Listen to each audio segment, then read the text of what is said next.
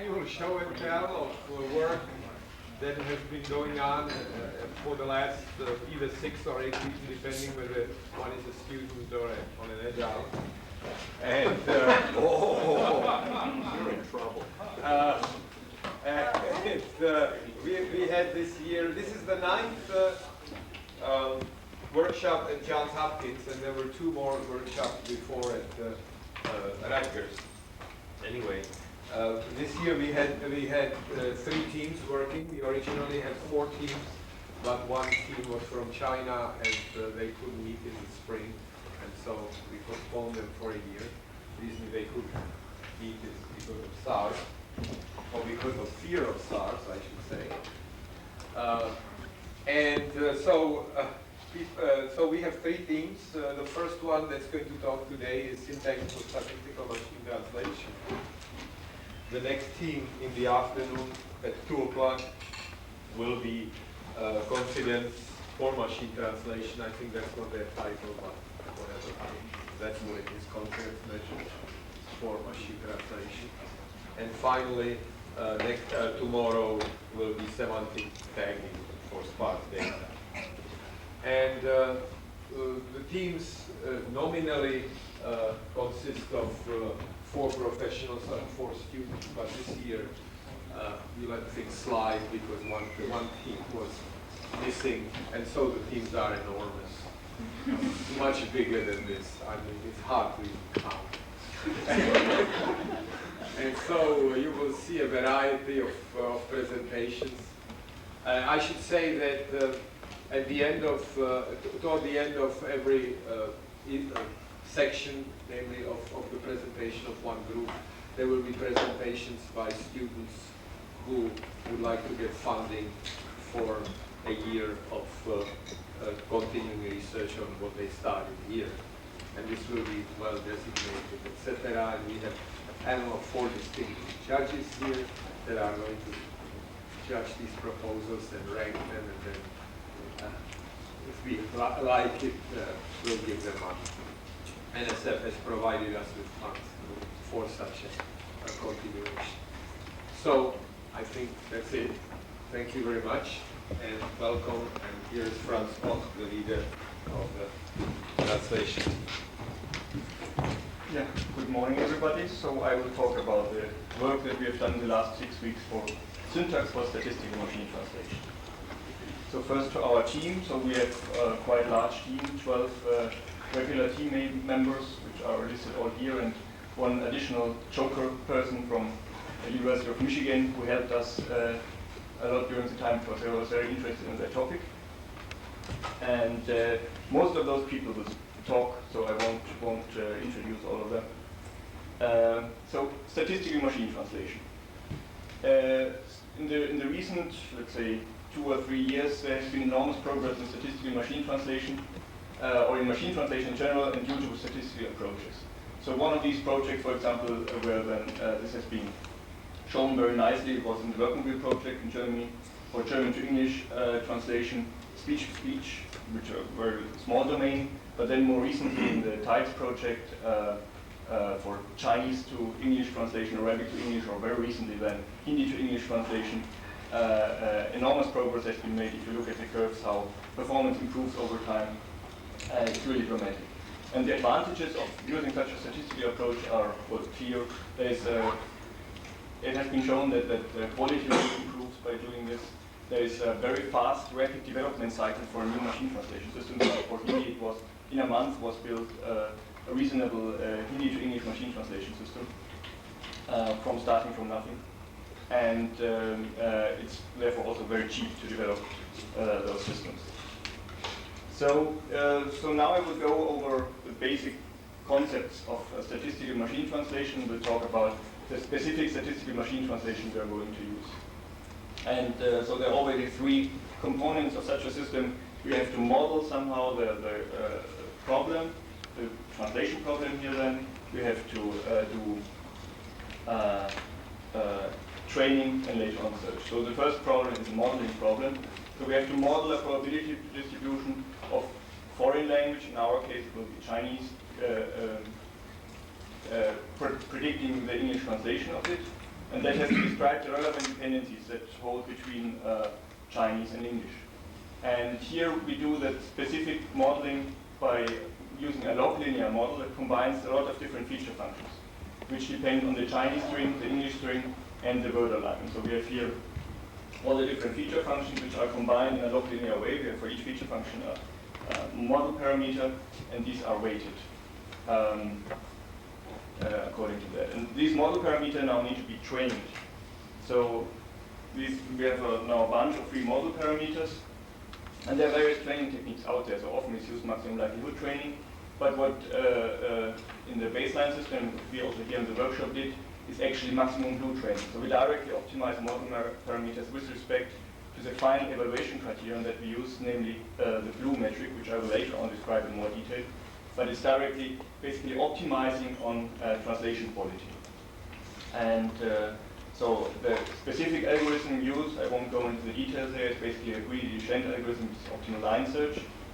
The advantage of that approach is that it directly takes into account what we want. We want a good blue score, assuming that the blue score correlates well with what humans really like about machine translation. There's a certain problem in this approach, and we'll later on talk more about this. There's a danger of overfitting the training data, especially if you have a large number of parameters. So we have now our model, we have the model parameters, and now we want to translate new text. So in the translation process for a new text, our goal should be to minimize the expected loss to make optimal decisions. So we want to minimize the expected loss. The standard approach is a 0-1 loss function, so these are technical details. We will actually later on go more into that by using minimum-based risk approach with different loss function, by directly plugging into the decision rule, then a loss function which is derived from blue, which directly optimizes then the blue score in the search. So before we optimize that as part of the training criterion, but also then as part of the search process. But if we do the standard 0-1 loss function, then in search we just simply have to try out all the different English sentences and maximize this quantity, the sum over all feature function lambdas together with the corresponding feature function value over all possible English sentences. Okay, so these are the basic concepts of modeling, training, search. And now the specific model that we use is a phrase-based statistical machine translation model. And so I won't go into the details, just a picture to describe the basic idea. So you have a Chinese sentence that is to be translated into an English sentence. What's done is that there is a segmentation performed of the Chinese sentence into these blocks, these large rectangles which you see here. And these blocks are then translated into English. So these blocks here are then translated into, are associated to certain English words. And there might be reordering of these blocks. So for example, here there is a reordering typically, or especially for Chinese to English, they are very often monotone, but sometimes also with reordering. And within the blocks, we also have the word alignment. And so in the translation process, we form the segmentation, the reordering, and the selection of the corresponding English words. And the basic idea in order to train this is to learn all aligned phrase pairs which occur somewhere in the training data and remember these, and then make tricky use of them in the actual translation process. So that's that basic approach to memorize everything in the training data seems to be right now the best approach to learn statistical machine translation systems. And so the specific way then is that we have this feature function, as I said before, in this log linear model. And there are then a certain set of baseline features. So one of these baseline features is the product of the alignment template probabilities. So each of these blocks is one alignment template, and there's associated probability with these, and we simply multiply for these six different blocks, 6 probabilities for these alignment templates. What is that probability? The probability of what given one? Of the English string given the Chinese string. English given Chinese, and simply estimated by relative frequency.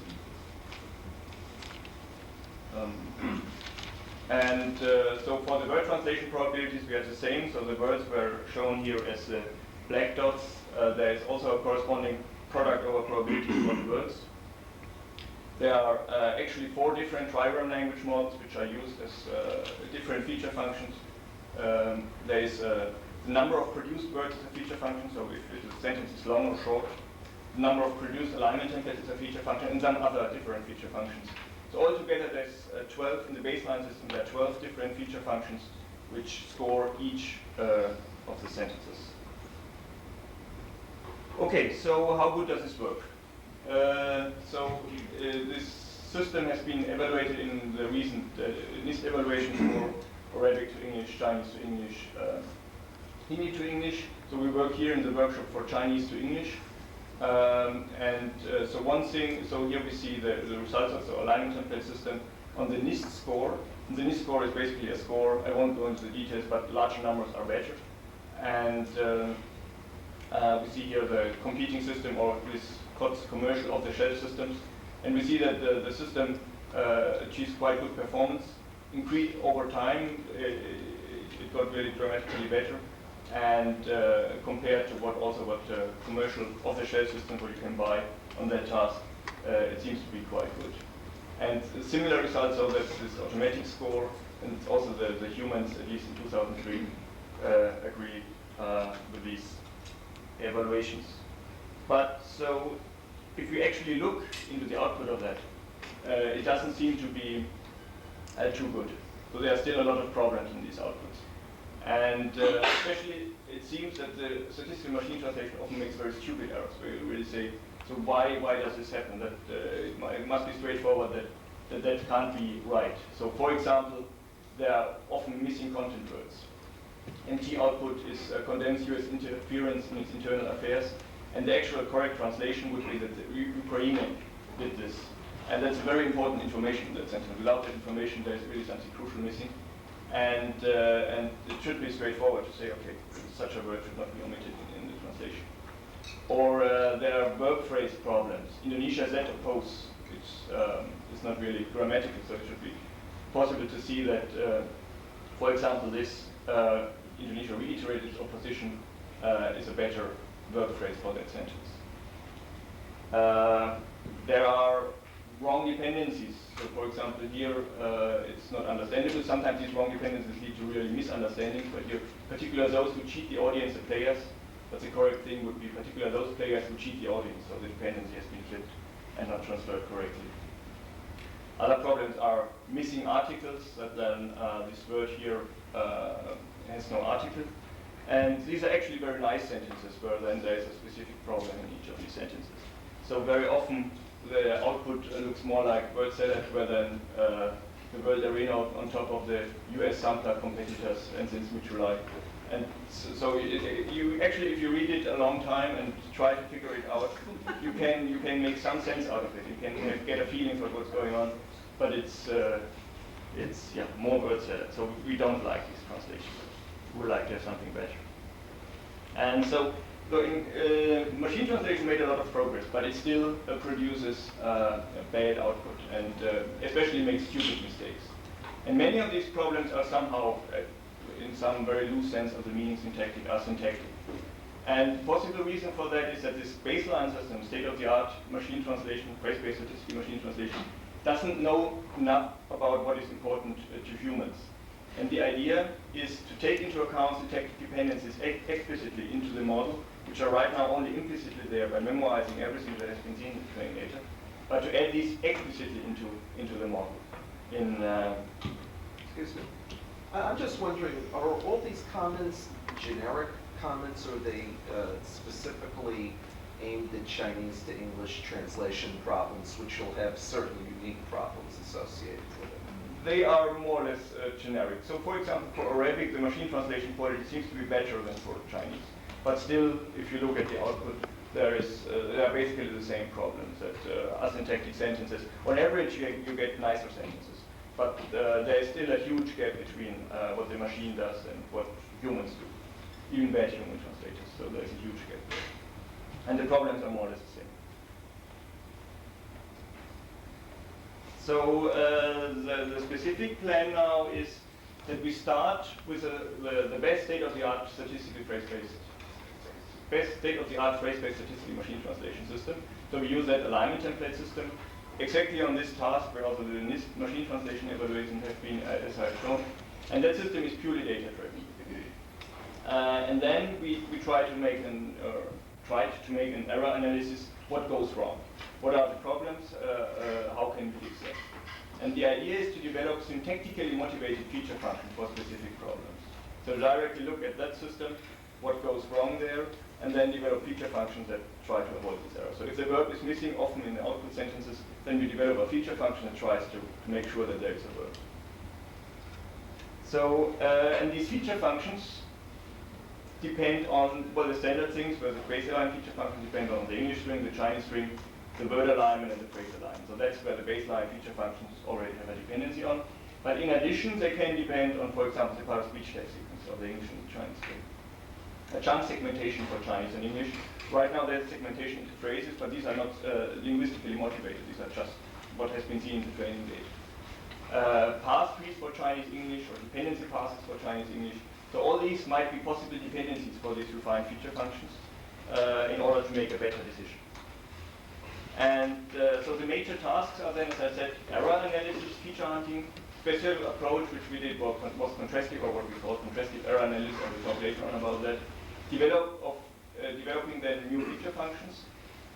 Introduce these new feature functions in the training procedure, and do then this maximum blue training, or we also have investigated perceptron approach to training, and try then our different search approaches, namely also this minimum base risk approach with specific syntactic loss functions. Just another point of clarification. I guess the assumption here is that in the set of feature functions you're currently using, you don't have a lot of feature functions aimed at syntactical issues. At least not explicitly. So implicitly there's, if you have a large phrase which has been seen in the training data and the translator actually produced that large phrase, that somehow captures a lot of the syntax. But it's not explicitly there. And our idea is that these problems, we have the feeling that if we explicitly tell it, don't avoid articles, or don't avoid verb, if there's a verb phrase in the Chinese, then there should be one on the English side. If you tell this explicitly, then translation should get even better. Because the baseline system has only this implicit concept there and makes often mistakes because of that. Will these feature functions be specific to the input language or the target language or both? Or neither? So some of them will be specific only to the target, only looking at the English side. But many of them also then take into account the Chinese and the English. And yeah. So in response to Michael's question, you said phrases a couple of times, but you should perhaps emphasize that to the baseline system of phrases, the number of words that appear next to each other. This is not any linguistic notion of phrase. So there is, in that sense, there is.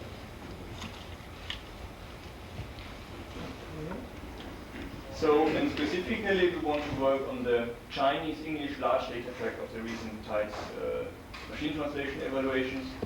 And so here I will talk about the specific data that is going to be used. So the training data for these baseline feature functions are actually quite large, 150 million running words per language, so Chinese and English. The reason why we chose also Chinese was because there's a Chinese tree bank available to train a Chinese parser. And then we use what we call development data for this maximum blue training. So there has been in the NIST evaluation 2001 set defined with 993 sentences. And on that set, we tune the model parameters for this log linear model that is used in order to combine these feature functions. And then we have a test data set, which is NIST evaluation 2002, with 878 sentences. And on that, we then evaluate if our feature functions really improve. And we also have blind test data held out, which then will be used for after workshop evaluation of the system, which has 929 different sentences.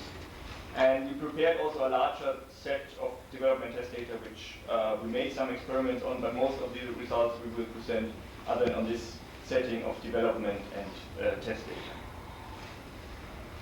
And a statistical machine translation system is a very complicated large system. So a lot of components are in there, and the training procedure to get them from the parallel text, which is there in the beginning, to a final system is very complicated. And during the workshop, it would have been a lot of trouble to work with a full system. So what we do in the workshop is to rescore only in best lists. So the approach there is that our baseline system is trained on this large amount of data, and then produces for this development and test data for each of the sentences alternative translations. And later on in the search process and the training process, we only take into account these alternatives that have been produced there. And that has a lot of advantages, so there is no need to integrate the new feature functions that we develop into dynamic programming search, which would be very, because for each of these feature functions we have to think a lot about how to make efficient search there. The feature functions can also depend arbitrarily on the full Chinese and English sentence or pass through everything. So we don't have to constrain our dependencies to say we only want to go from left to right or that, or we only want to, because our search architecture is from left to right. But we can arbitrarily depend on anything in these trees. And on all these different levels, part of each level, the original word alignment, the Chinese English string. That allows in a very simple software architecture and for rescoring, we just go over all the sentences and compute the score and put the highest scoring sentence to the top. And using then a fixed set of invest alternatives, effectively a feature function at the very end after we have computed it, is basically a vector of numbers. And that's then used, this vector of numbers is then used afterwards in the machine learning approach in order to make optimal combination. So that very nicely separates out the machine learning from the modeling. And there's a certain disadvantage that the limits are improved, the improvements are limited to the current investors. So we cannot go beyond that, or only in a very limited extent. We actually did a little bit go beyond that, but only to a limited extent can go beyond what's in there in the investors. So the improvements we can obtain during the workshop are also limited to what's there. I will later on talk about what are these limits. And so what we did before the workshop to compute 16,384 alternative translations for each of the development and test sentences. Is that total for all the sentences or for each sentence? For each sentence. So it's a huge set of over 220 million. 16,000 decimals. Yeah, yeah. But the training corpus itself, the full 150 million words, is not being used here? Is also used. For some of the feature functions, we also use a very large corpus. But for example, for all those feature functions we take into account the parsing, we took a subset of that corpus because the parser needs to be applied to each of these sentences. So we used a smaller set for the parser, not say 150 million, but 30 million words. We will later on talk more about the data that has been used for the syntactic tools. So how are we going to evaluate the system, or which results will we present? So the evaluation metric that we use is BLEU. The basic idea of BLEU is that we compute the precision of the n-gram produced in the translation, 1, 2, 3, and 4 grams in our case here, and form the geometric mean of this precision. So if the precision is high, then we assume it's a good translation. If the precision is low, we assume it's a bad translation. And in addition, there's a refinement, a penalty factor for too short translations in order to avoid that people can gain the metric by producing only a single word translation, for example. And it has been shown that this blue metric correlates with what humans really think is a good translation. But very recently then, especially, or one possible reason for that is because MT got so much better in the last time, so that the MT performance looks too good compared to human performance if we measure that with blue. And so there's a certain problem there. And the important question for us in the workshop is blue good enough in order to measure subtle, at least for blue, at least subtle syntactic improvements, changes in the system. And we will also talk more about that during the talks later on. And as after workshop, we plan to make, in addition to that, in order to be sure that we really improve the system, a subjective evaluation of the final system by really asking humans if they like the new translation better than the old one. And so, what are the possible improvements that we can actually get if we fix ourselves, constrain ourselves to this invest list? And so, in order to define that, so we talk about Oracle Blue at some points in our talks. So the Oracle best translations, according to the metric, is that set of translations that gives the best blue score on the test data.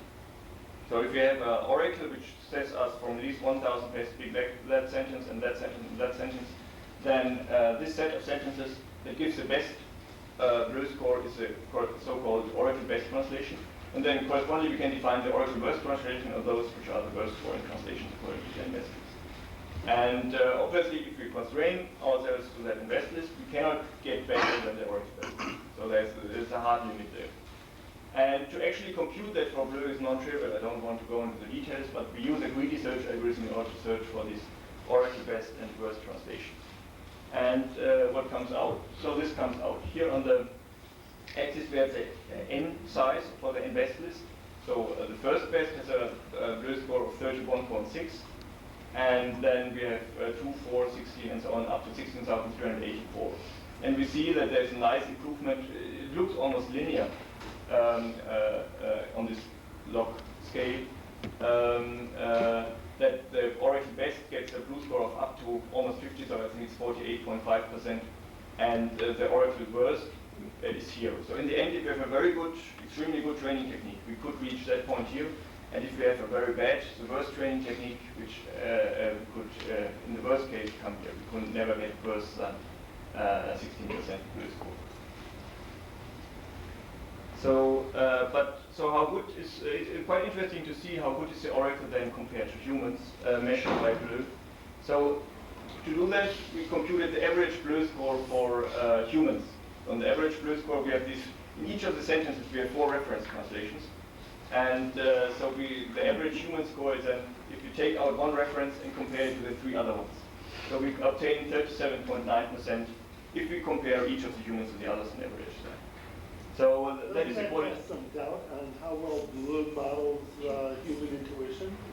I assume that if you gave human translations to other people, they would prefer them over your program.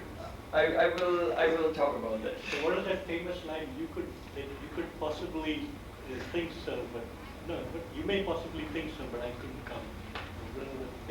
But I will talk about that.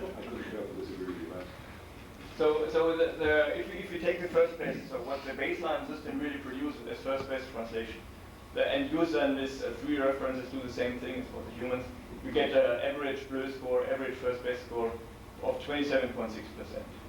And so relative to human, so that's these numbers which are recently always mentioned, we have a score of 72.9% if we do that. I'm sorry, I'm saying that again. What is the difference? So here we have this average human score by always taking out, we have 4 references, by always taking out one of the references and scoring it to the other 3. We get 4 numbers and average this. Right. And in order to get a comparable number for the machine, we do the same here. We average the corresponding scores which the machine obtains using always this subset of 3 references. So you pull out, just to say it again, the human case, you pull out one translation, compare it against the other 3s, apart from getting yet another human to come in and do a translation, right? We only have these 4 reference translations, so we have to work on these. And that's the reason actually why this procedure is done. That's a standard procedure that how these, normally these relative to human Bleu scores are computed. So I think the thing that's confusing here is we're just multiplying the Bleu by 100. So that 37.9, that's a Bleu score. It's not a percent of something else. Yes, no, I understand that. But I'm not, yeah, what does this mean? Well, maybe that's a different question. What does this mean? It's a difficult thing to do. It's often done. So it's quite interesting to look now at the numbers which will appear right now here, or in a few seconds here, if I continue. So that's the only. It's a standard thing that has been done. Interesting to look at these numbers. I don't want to give too much interpretation to this, and I don't think that so there has been a lot of discussion at the last TIDES meeting. If that really means that the machine is at 70% of human level, and it doesn't mean that. But measured by Bleu, it's this number. Measured by Bleu, we are at 72.9% of human. N equal 4. So N equal 4. N equal 3. Yeah, 3. No, N gram size. N gram size 4. Right. Because less at N equals 6 and 8 and so on. I will also talk about that in a minute. Is the Oracle or is it the copy? This is the current system. So I mean, this 27.6, is it the Oracle or is it just? No, that's the average first best score. So not the Oracle, but the first best translation of the system, of the baseline system. So yeah. So that's on the previous slide. the one which has then this 31, so if you use the first best, it has 31.6, but that is 4 references.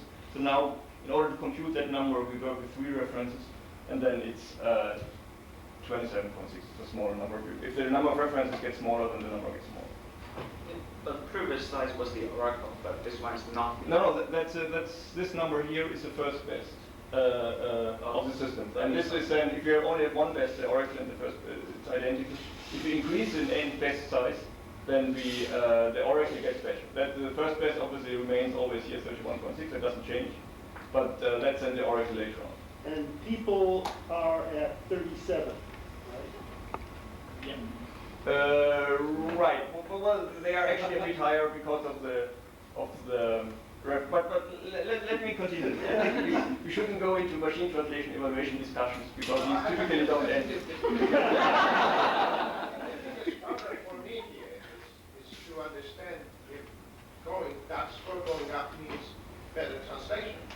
And that for me is completely unclear. That's the Right. I completely agree. It's ballooning. That's a big question. If that score goes up, if humans like the question. Let me talk. I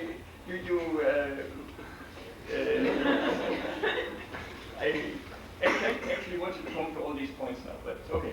So the average blue. So what comes out? Average oracle of the 1,000 best blue score. We always work with 1,000 bests in our system later on. We don't work with the 16,000 bests. And so the blue score of that, in the same comparable blue score, is 39.8%. So the relative to human blue score is 105%. So looking at that, we have very good possibilities in order to improve. We just need better learning and then find the best sentences, and we are much better than. But another point you're making is throughout the rest of the talk, the team only looked at the top 1,000, not the top 16,000. Right. And already for the top 1,000, we are at the 105%. With the top 16,000, we are over 150%. You get to 50%, is what the previous curve suggested, right? Well, this score is relative to humans. The point is that because humans are then at this other No, just score. commenting that here, with the 1,000, you get up to 40. The previous curve, the graph you showed, suggested that at 16,000, you get up to 50, that's all. Right. But also the number of references changes, so the numbers are not directly comparable, but more or less, yeah. Maybe it's worth pointing out that if you raise 1,000 to infinity, or sufficiently large, then you could get 100% blue score because eventually you get more Right. reference translations. Right. Exactly. Right.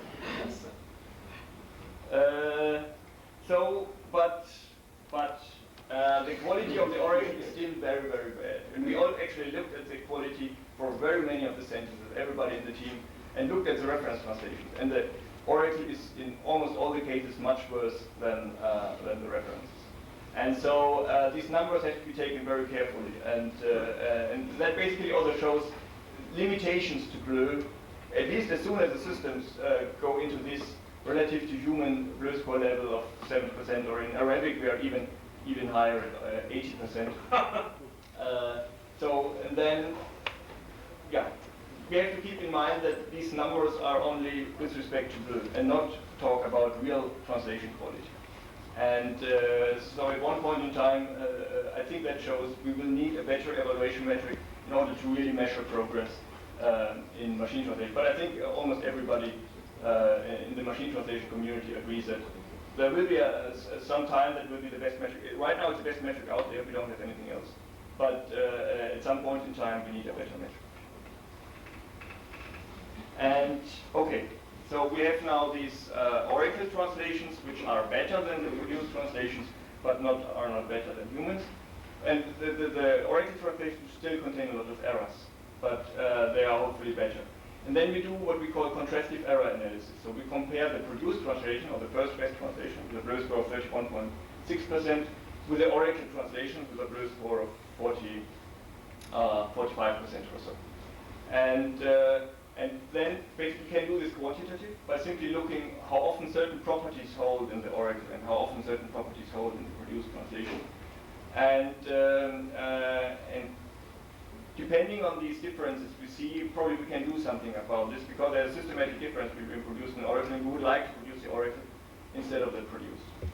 And also qualitative, what we do is we actually look at these sentences, we look at the produce, we look at the origin, we look at the references.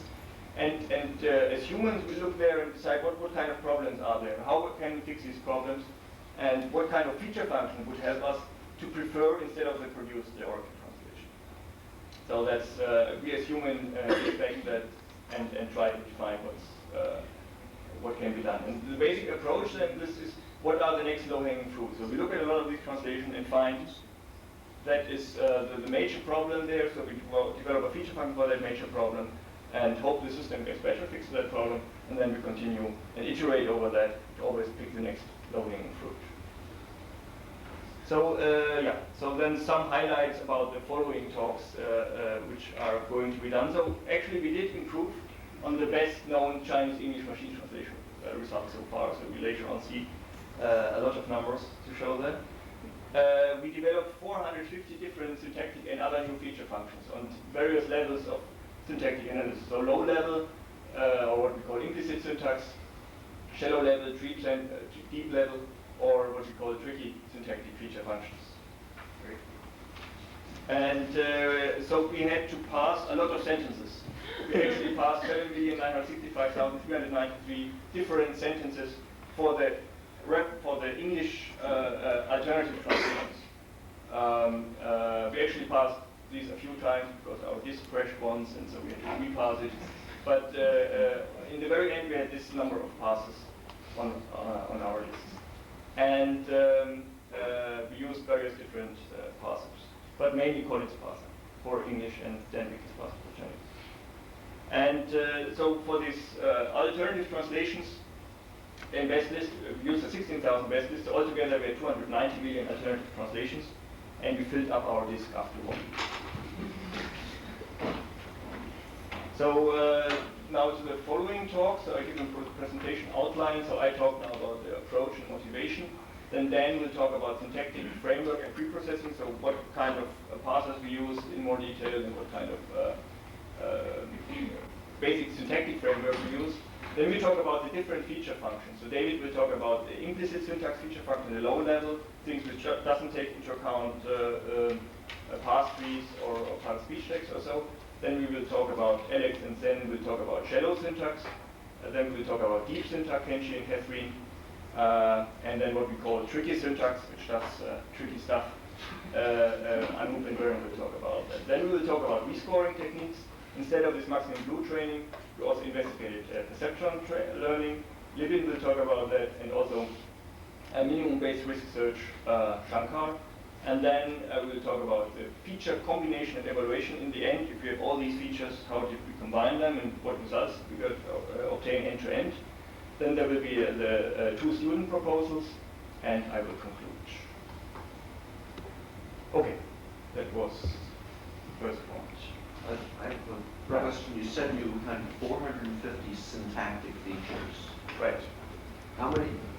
And at the beginning of the talk, you said you started with 12 features. So this is really dominating your log linear scoring function. Right. If we actually use all of them at the same time, then it will dominate it. Later on, we will show how we did then the combination of the different feature functions.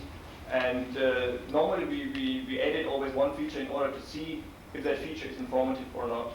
And in the end, we also try to make different combinations of these. And we actually didn't use all the 450 features at once, but sampled the good ones out of these. So the 450 features are those which we have developed. Not all of them are really improving the system. So if you were to field the system now, how many additional features would it have? Well, I think the feature combination system in the end had 25 features or 30 features, between 25 and 30 typically.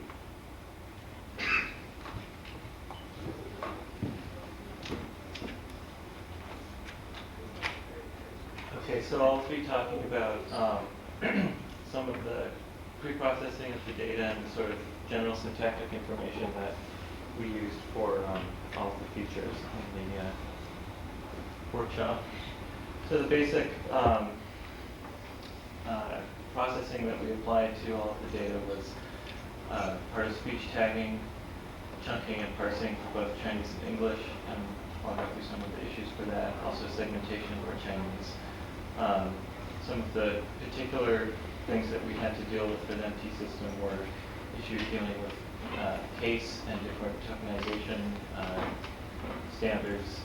And I'll just talk a little bit about what happens when you try tagging and parsing the output of the MT system, which doesn't look quite like the English that these tools are normally used to seeing. So I want to acknowledge the various tools that we've used. So Chinese word segmentation, we use both the system from LDC and one from Penn. Part of speech taggers for both Chinese and English. The parsers on English we used both Collins and Charniak parsers. The Chinese parsing was done mainly with Dan McPell's parser, and we also used the chunking system from Johns Hopkins. Here's an example of what the output of a parser looks like. So this is a 10-tree bank style parse tree, and this is also the format that our, for example, Collins parser will give. So this tells you things like this is a sentence with a noun phrase and a verb phrase.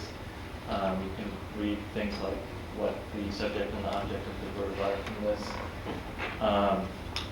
And the lowest level here is above the words is the part of speech tag. So this tells you that this is, for example, a singular verb, or singular noun, plural noun, past tense verb.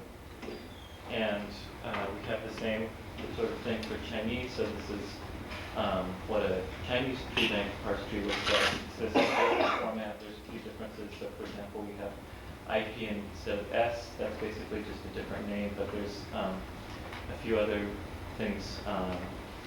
For example, there tends to be more structure in some of the noun phrases. So for example, here in the same sentence, there's a recursive noun phrase under the main noun phrase, whereas the English structure was flatter. There also tends to be more levels for things like modifier phrases and adjective phrases.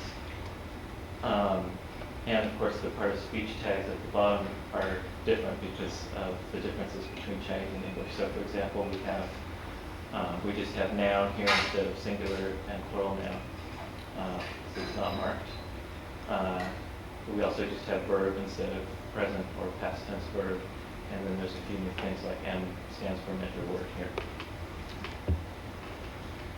So that's a full parse tree. We also used a chunk representation, which is sort of like the lowest level of the part of speech tags, sort of the base non-recursive phrases in the parse tree. And this just shows what that looks like for the same sentence. So we have a noun phrase, and the verb phrase here is just the verb. And similarly in Chinese, here the noun phrase is broken up. Again, because there's generally more structure indicated in the tree bank trees for Chinese. So we ran all of these tools on as much data as we could. So both the training data that was used in training the original machine translation system and the NBEST list that we were rescoring. So we took a subset of 1 million sentences, part of speech tag, chunked and parsed them, both on Chinese and English. And we also used the FPIS data, which we sort of focused on for some of the parsing tasks because it's generally cleaner data. And again, for the NBEST list here, we had just one Chinese sentence to process, but 1,000 English versions from the candidate translations, all of which were tag, chunked, and parsed. One issue that we had to deal with was that the MT system just produces lowercase output, and the taggers and parsers that we're working with expect regular mixed case input. So we actually wrote a tool to go from lowercase to try to guess whether something should be lowercase capped or full capped. And this was done using basic language, n-gram language modeling approach to try to predict the most likely case sequence for a set of uncased words. And it has a 3.3% error rate, which was seemed to be better than some other systems that we looked at.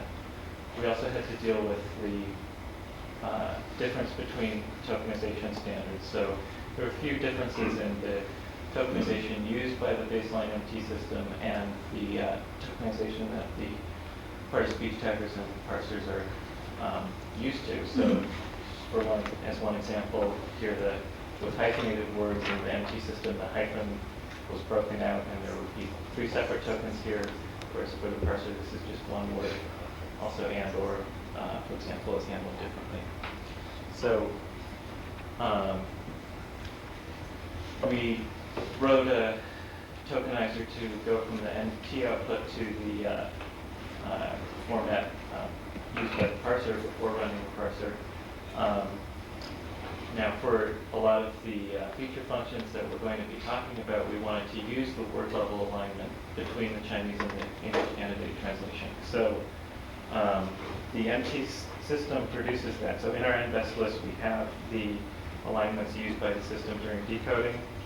However, the tokenization in those in the NBEST list didn't match the tokenization in the parse trees. So we wrote a new tool to align the 2 tokenizations, so the English to English. And this was done using a string edit distance dynamic programming algorithm where things could be replaced, they could be split from 1 token to 2 tokens, and it knew that ones with that were substrings of each other were likely substitutions, and deletions were not possible in this case. So that gave us an alignment from one English tokenization to another that was composed with the original alignment from the MT system to let us line up the Chinese words with the English words in the parse trees. Another issue was that not all of the words in the NBEST list had all of the alignment information because of a separate rule-based sort of post-processor that is used to translate things like names and dates, numbers. And so we sort of found the alignments just for those cases with like training a new word alignment tool and a statistical tool based on the IBM models, and just applying it to these rule-based translations and then splicing in those alignments with the alignments from the statistical MT system. So we ran into some issues with processing the output of the MT system, which is not, often not grammatical and generally doesn't look like the data that the taggers and parsers were trained on. So this is just one example. Here we have a sentence candidate translation that doesn't have a verb, but part-of-speech tagger really wants to find one. So it decides that achievements in this particular context is most likely to be a verb, even though it's never seen achievements as a verb in the training data. This was an issue because the candidates are ungrammatical, but also because our MT data includes a lot of headlines, which often are not complete sentences, don't have a verb, whereas the tagger was trained on pen treatment, which generally doesn't include headlines. Excuse me, I hate to slow things down, but I'm losing the point here. You have an English parser, you have a Chinese parser, you have an MT translation system that can take Chinese and turn it into English. What is the issue with the fact that the outputs of the MT system don't exactly align with the English parser of the sentence and the Well, Chinese? we're going to want, as we talk more about the specific feature functions, a lot of them are going to depend on the fact that this particular word in English corresponds to a particular word in Chinese. And so we're going to want to, for example, compare the parse tree structures around those two particular words, but we want to know which corresponds with which. You're also going to want to dig sentences with no verb, right? So if the tagger thinks there's a verb, then you can't dig it. Exactly, yeah. Okay, so this was also an issue with punctuation. So if you thought it was weird to have achievements as a verb, how about achievements as a punctuation symbol? So again, here the tagger is trained on sort of normal-looking sentences that always have punctuation at the end, which isn't always the case in the NT output, and also isn't always the case with headlines. So those are some examples with the part-of-speech tagger, but this also applies to the parser. So if the parser, well, if the tagger says that achievements is a verb, the parser will believe it. But even if it doesn't, so for example here, the parser can end up doing some strange things. So the parser also wants to find a verb or a verb phrase, and it's used to seeing sentences that have a noun phrase and a verb phrase. And here it ends up finding a verb phrase even though there's no verb anywhere down here. Okay, so what that means is that features like, is there a verb in the sentence according to the tagger may not do what you think, or is there a verb phrase in the sentence may not do what you think. And so that's just sort of something to keep in mind as we go through the feature functions in the rest of the talk.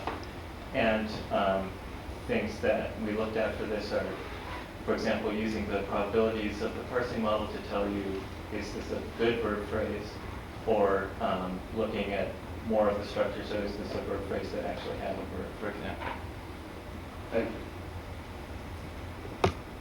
Should one try actually to fix the parser to accept fragments without verbs, so that you don't have to do later rules? Yeah, probably, but we decided we couldn't really do that.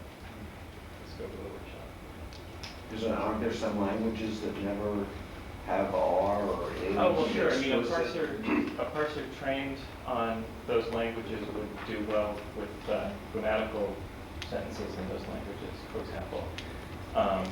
But there's still issues with dealing with noisy here.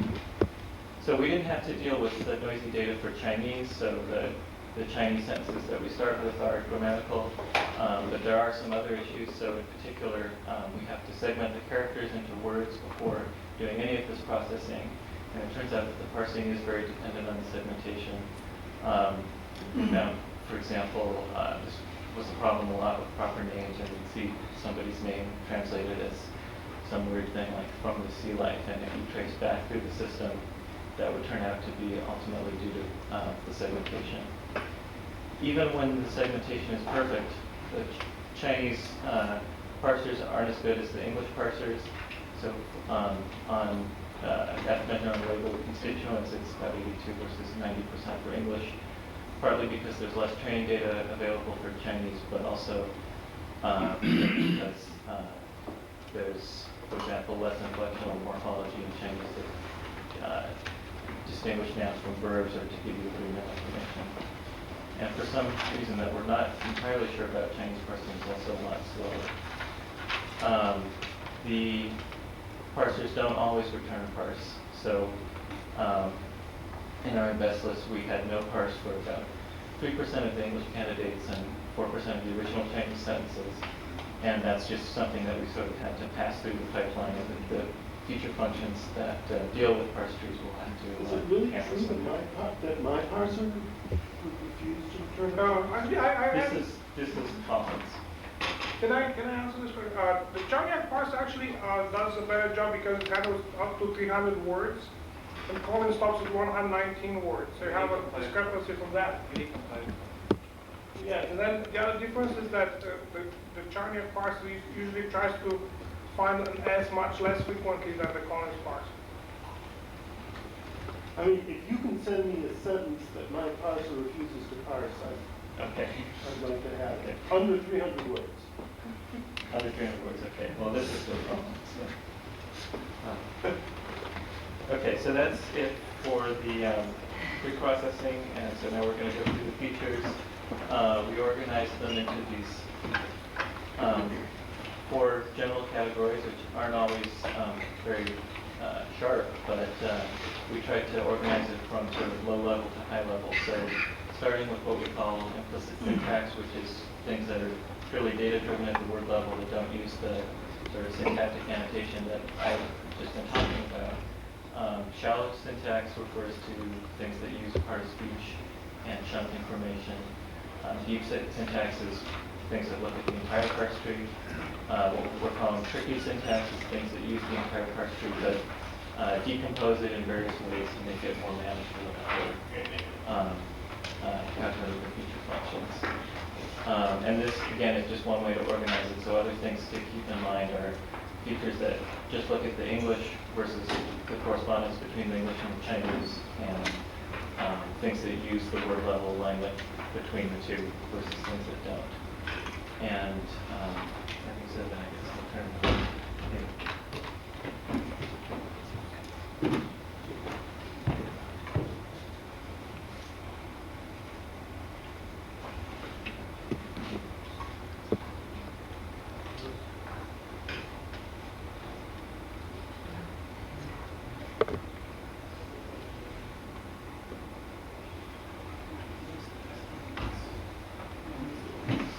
Sorry.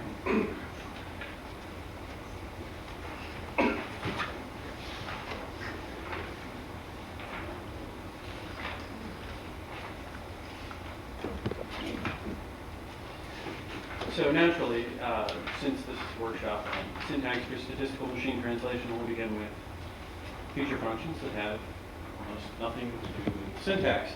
You can justify this in some ways. The highest cannot stand without the lowest. You can also justify it in a practical way, in that we don't want to get caught out trying abstruse and glorious syntactic whole tree feature functions without having tried the stupid things that were left out of the baseline system. Such things as different kinds of language modeling that weren't part of the original 12 baseline feature functions, different new consensus and hypothesis augmentation techniques such as multi-sequence alignment, stronger evidence for the conjunction and reordering of these alignment template phrases which make up the baseline system. And also simply larger whole sentence models for word translation that couldn't have been taken into account by the left to right search and decoding. So obviously there are a lot of feature functions, as Franz tried to give you a taste of. So what I'm going to touch on are simply some of the highlights, whether in results or perhaps technical interest. And anything left out here will be rounded up by some Jeev in a series of monster tables, which you can all look forward to at the end. For example, in language modeling, various skip language models can perhaps be justified for this dirty, empty output, the disfluent output where you can interpolate between the immediate preceding context and one word prior context. Very simple feature functions that try and account for omitted function words such as that, the words that in English that have no correspondence in Chinese, and thus we can presume that just simply upweight translations that display more of the connective tissue of English will do better. Features such as a word's popularity, the invariance in multiple translations. So you look at multiple translations and see where the translators all agree that a particular kind of word or class of word has to be there, and then you give that a higher weight than the sorts of words on which translators tend not to agree. As well as, for example, a very specific and low-level model, the probability of a word triggering its repetition. This is the kind of error that an alignment template system seems to make in that neighboring Chinese words trigger the same kinds of content words, and thus you intend to get, scale investment. It's a very pleonastic statement. Whereas what you would like to pick is, out of the invest list, large-scale investment. some other techniques that have, for example, shown some promise in speech recognition, simply finding consensus among various hypotheses in the n-best list. So you can produce a multi-sequence alignment on this n-best list by finding the sentence pairs with the smallest edit distance between them and agglomeratively clustering up until you get something like a generalized lattice like this. And in the simplest version, the arcs on the lattice are simply weighted by the number of hypotheses that agree that this token appears at a particular point.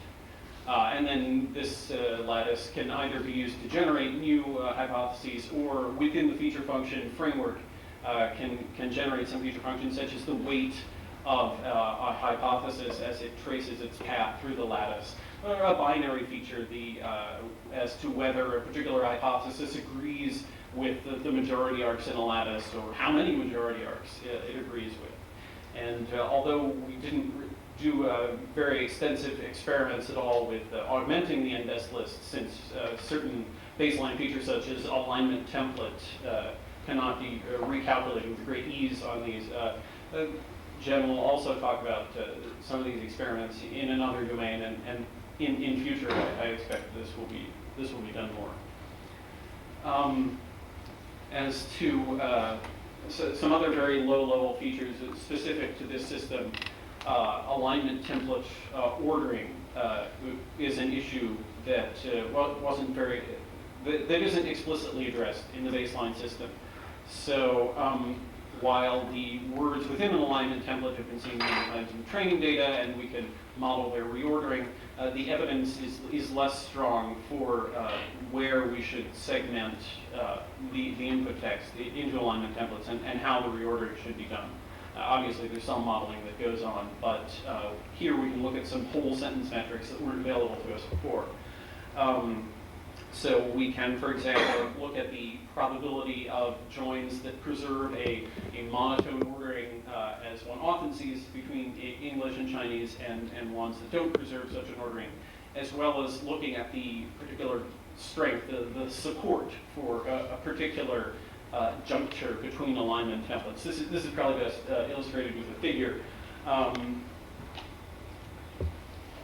where, for example, the second alignment template here is left monotone with its neighbor to the left, the 2 points join.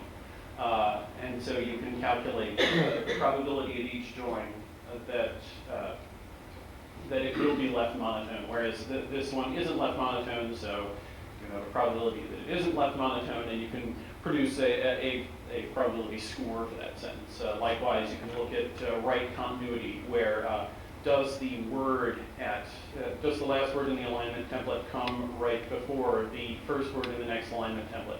And so you can produce a right continuous score for a sentence in that way.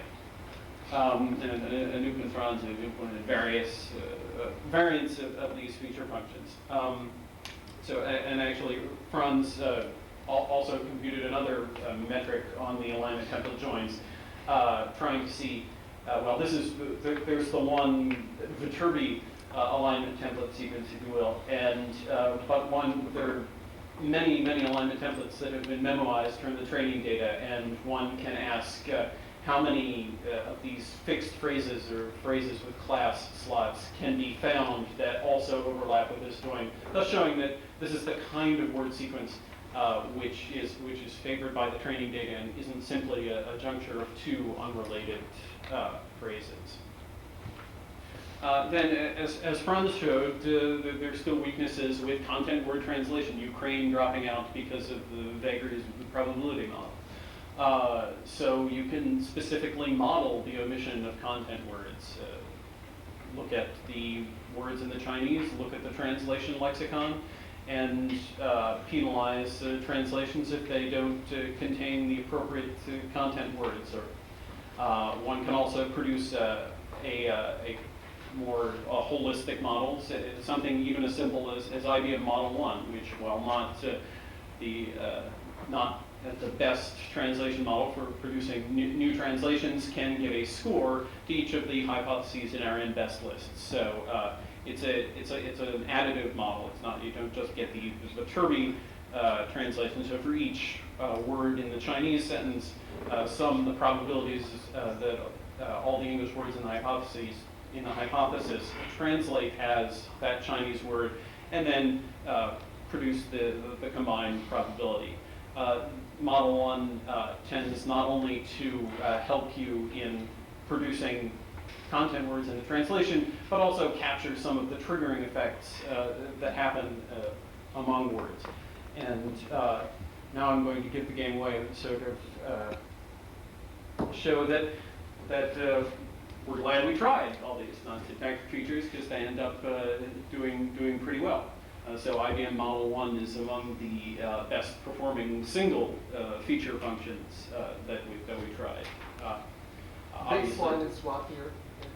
Pardon? The baseline. The baseline is 31.6. 31. Right. So this is certainly, and given the size of the test set, we are statistically significant at 32.5 on those smaller test sets. And this is all with the rescoring, so the best you're going to get is, in a perfect world, is like 37 to 38. Right, right. And this is with only adding this one particular feature to the 12 baseline features. They're always around, and then you just add one of them, and then feature combinations will come later. The ordering of the alignment templates also helps a slightly lesser amount, as well as missing content words and overlapping alignment templates.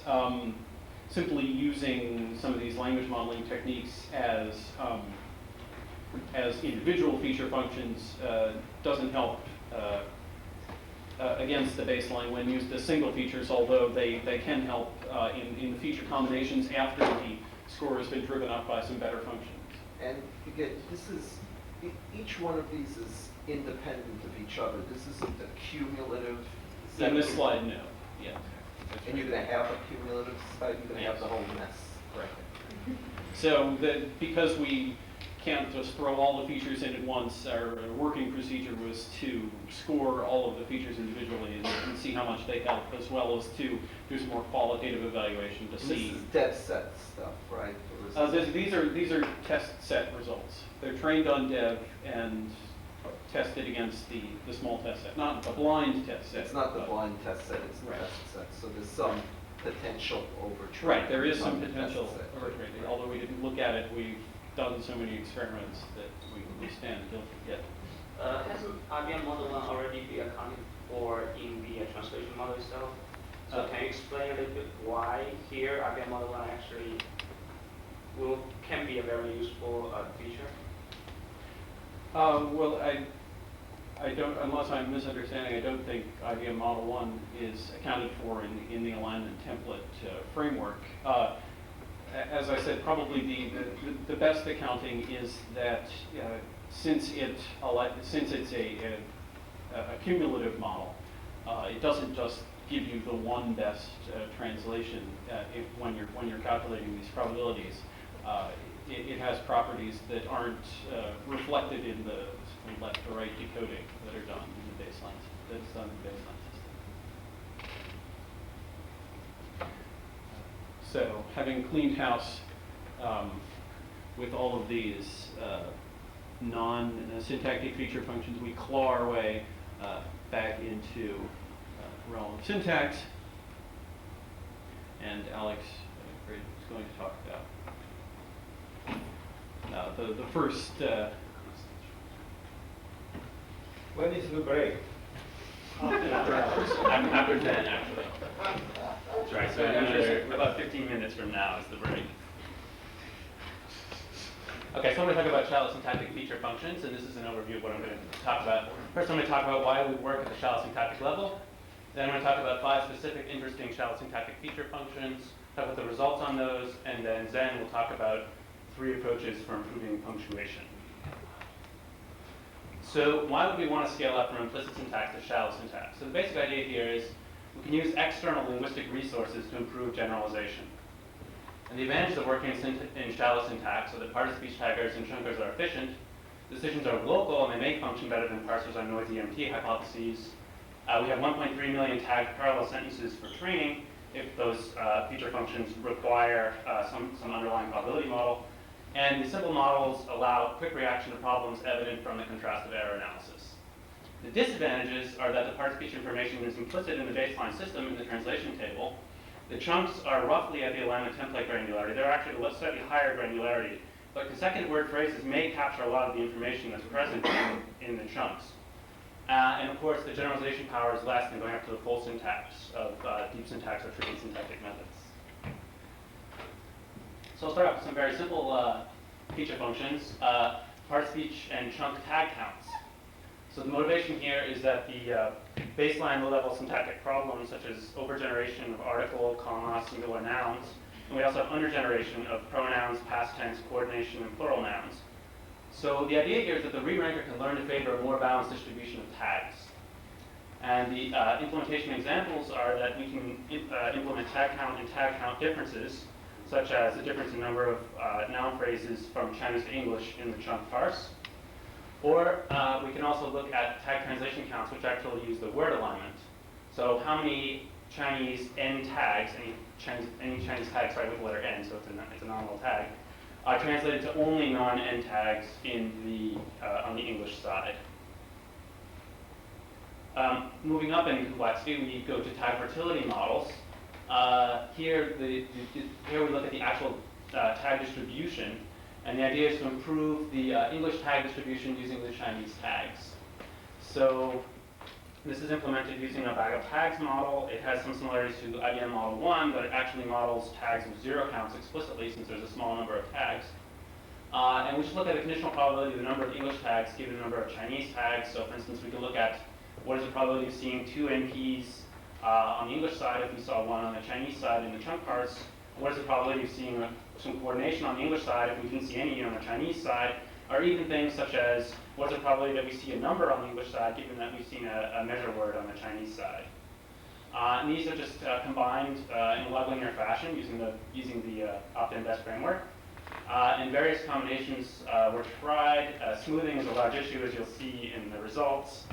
And a parameterized distribution on the ratios might be better, probably a good thing to try next. What do you mean by the ratios? So the ratio, so for instance, rather than looking at these, at the probability that we have given one Chinese NP, we get 2 English NPs, it might be better to say, okay, I want the ratio of these two to be, I want to model the probability of the ratio of these two given as a Gaussian or something like that. So I think that might be a better way to reduce parameters and get better results. So lexicalized chunk features, another family of feature functions. The motivation here is that the part of speech information is too local, but not all chunks reflect longer dependencies. So the idea is use the NP, VP, and adjective P tags from the chunker and otherwise use words. And this is a very simple implementation. We process the English or the Chinese into a chunk sequence. We build a language model on the English or a translation model on the Chinese and the English. And we should take as a feature function the log probability of the model. And an example is, for instance, something that occurs in our output is NP, NP, and VP up NP. Clearly that's wrong. There's an and before the VP. So we would hope that we get this second sequence as more probable. Another thing was tried is a projected part of speech language model. The motivation here is that the baseline system has a weak model of word movement. So the idea is to use Chinese part of speech tag sequences as surrogates for Chinese words to model movement. And the implementation is that the Chinese part of speech sequences are projected to English using the word alignment, and the relative positions are indicated for each Chinese tag. The feature function is simply the log probability of a trigram language model built on the projected Chinese tags and positions. This has some similarities to the HMM alignment model of Stefan Vogel, but it's on the part of speech. And here's an example of what would actually be evaluated here. So you can see that, for instance, the number 14 was translated translated from the Chinese of a number followed by a measure word. We also tried alignment templates using part of speech features. So in the baseline alignment template system, we only use consecutive words, but this may be too lexically dependent and not generalized. So the idea here is that we use the probabilities of consecutive word phrase alignment templates. We smooth the probabilities of these using part of speech tag phrases. And so, for instance, we can work at the level of a sequence of Chinese or English part of speech tags and templates, so monolingually. So, for instance, that we have a Chinese, we have an NN in Chinese, or in English, we have a JJNN sequence. We can work with translation pairs, so an alignment template might be to translate a NN to a JJNN or an NN to a JJNN. Or we can work on lexicalized part of speech sequences in pairs. So in the monolingual case, that would be simply adding the word market, and in the bilingual case, we're modeling, translating from NN to JJNN, given that the word is market. Here, unigram language model computes the generative probability, and if we're working with a translation model, we combine this with the conditional probability of a pair given the Chinese part of speech sequence or the English part of speech sequence. So here are some results. Again, these are on single feature functions tested only on the baseline, and some of these are going to be useful in feature combination, even though they're actually below the baseline here. So we have things, again, this is just a few of the feature functions that were tried in these families. And of course, since this is a shallow syntax, we could try an awful lot of feature functions. We in fact tried 244 that would fall into the shallow syntax category. And these are just some of the, just the ones that I talked about now. What's baseline again? 31.6. And the significance level is what can I do? So on a single feature function level, these results are probably not significant. So we're going to have a problem later on, which will be addressed in later talks, of how to combine all of these feature functions that each have a little bit of information into something that gives us an overall score that is significant. Okay, next, Zen is going to talk about 3 approaches to improving punctuation.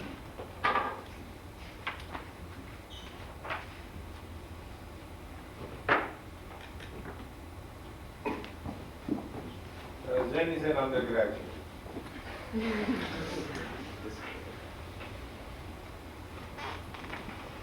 Maybe you could say where it's from.